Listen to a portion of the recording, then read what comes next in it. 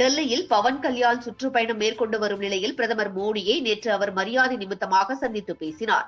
மேலும் தமிழக பாஜக தலைவர் அண்ணாமலை வந்ததும் மோடியை சந்திக்க இருக்கிறார். இந்த தகவல் அரசியல் சூழலில் பெரும் பரபரப்பை உண்டாக்கியிருக்கிறது. தற்போது இந்தியா முழுவதும் ஆந்திர துணை முதலமைச்சர் பவன் கல்யாண் சுற்றுப்பயணம் மேற்கொண்டு வருகிறார். தேர்தல் நடக்கும் மாநிலங்களில் பாஜகவுக்கு ஆதரவாக பிரச்சாரத்தை மேற்கொள்கிறார். அவரின் பரப்புரை, அவரின் செயல்பாடுகள் மக்களை கவர்ந்து வருகிறது. இது மட்டுமின்றி அவர் சனாதனத்தை பற்றியும் இந்துக்களுக்கு எதிராக பேசுபவர்களை லெப்ட் அண்ட் ரைட் வாங்கி வருவதால் இந்திய அரசியல் வட்டாரத்தில் பிரபலமாகி இருக்கிறார். இந்த நிலையில் ஆந்திர மாநில துணை முதலமைச்சர் பவன் கல்யாண் சமூக வலைதளத்தில் கூறியுள்ளது பெரும் பரபரப்பை உண்டாக்கியிருக்கிறது. இந்துக்களை குறிவைத்து நடத்தப்படும் இது போன்ற நடவடிக்கைகளை அனைவரும் கூட்டாக சேர்ந்து கண்டிக்க வேண்டும். இதற்காக நாம் போராடவும் தயாராக இருக்க வேண்டும். வங்கதேசத்தில் இந்துக்களுக்கு எதிராக நடக்கும் இது போன்ற மதம் சம்பந்தப்பட்ட போராட்டங்களை அந்த நாட்டு அரசு உடனடியாக நிறுத்த நடவடிக்கை மேற்கொள்ள வேண்டும். வங்கதேசம் உருவாக இந்திய ராணுவத்தினர் பலர் உயிர் தியாகங்களை செய்துள்ளனர் என்பதை அந்த நாட்டு தற்காலிக அதிபர் கவனத்தில் கொள்ள வேண்டும். இவ்வாறு பவன் கல்யாண் தெரிவித்திருக்கிறார்.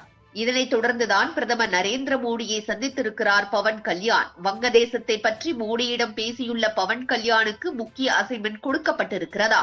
குறிப்பாக தென்னிந்தியாவில் உள்ள இந்துக்களை ஒன்றிணைக்க பவன் கல்யாண் மற்றும் அண்ணாமலையை இறக்க முடிவெடுத்திருக்கிறார் மோடி. அண்ணாமலை எதிர்க்கட்சிகளின் ஊழல் விவகாரங்கள், சட்டம் ஒழுங்கு குறித்து போராட்டங்களில் ஈடுபட இருக்கிறார். பவன் கல்யாண் இந்துக்களை ஒன்றிணைக்கும் வேளையில் ஈடுபட உள்ளார் என டெல்லி தகவல்கள் வெளியாகி இருக்கிறது. அதன்படி முதலில் பாலஸ்தீன மக்களுக்கு ஆதரவாக தமிழ்நாட்டில் முற்போக்கு அமைப்புகள் போராட்டங்கள் நடத்தியது. அதேபோல் வங்கதேசத்தில் இந்துக்களுக்கு எதிராக நடக்கும் அடக்குமுறையை கண்டித்து பவன் கல்யாண் கட்சியின் சார்பில் பேரணிகள், ஊர்வலம் நடத்த உள்ளதாக தகவல்கள் கூறுகின்றன. வங்கதேசத்தில் நடப்பதை பெரிதாக ஊடகங்கள் கண்டுகொள்வதில்லை. ஆனால் பாலஸ்தீனத்தில் நடக்கும் விஷயத்தை பெரிதாக பேசுவார்கள்.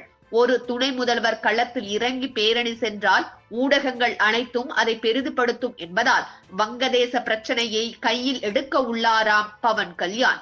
மத்திய அரசும் வங்கதேச அரசுடன் பேசி வருகிறது. ஆனால் பைடன் அரசு வங்கதேசத்திற்கு ஆதரவாக இருந்து இந்தியாவிற்கு எதிராக கொம்பு சீவி விட்டு வருகிறது.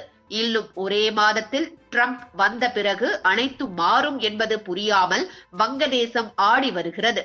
பவன் கல்யாண் மூலம் தென்னிந்தியாவில் விரைவில் இந்துக்கள் புரட்சி நடக்கும். இந்துக்களுக்கு எதிராக குரல் கொடுப்பவர்கள், சனாதனத்தை எதிர்த்து பேசுபவர்கள், பிரிவினைவாதம் செய்பவர்கள் குறித்தும் வழக்கு தொடர உள்துறை அமைச்சகம் முடிவு செய்திருக்கிறது.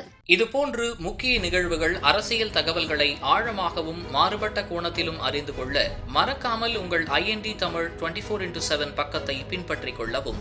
உங்கள் ஒவ்வொரு ஆதரவும் இதுபோன்று பல நிகழ்வுகளின் பின்னணியை அறிய உதவும்.